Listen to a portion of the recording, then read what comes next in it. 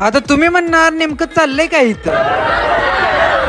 तर आज मी तुम्हाला दाखवणार आहे नागेवाडीचं सुप्रसिद्ध बगाड. अतरंगी आणि डोळ्याचं पारणं फेडणार ही बगाड बघायला लय लांब लांब न माणसं आहेत. मी बी ऋषाला घेऊन आमच्या नागेवाडीला चाललो. जाताना तर वाटेत लिहिलं तर जागा विक जा की मग.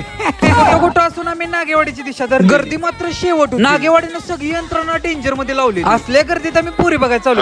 हो सॉरी पुरी न बैल. मी पण पहिल्यांदाच आल्यामुळे मला माहित नव्हतं बगाड नेमकं विषय काय. पण मी बैलांचा, देवांचा आणि माणसांच्या प्रेमाचा एक छोटासा सण म्हणतो. बाकी बगाड म्हणजे खरा काय विषय आहे तुम्ही मला नक्की सांगा. एकापेक्षा एक बैल आला. तेवढ्यात लांब ना म्हणा विट्यातली गँग दिसली. हमरे सब भाई आलो. मग इथनं आम्ही खरं बगाड बघायला चालू केलं.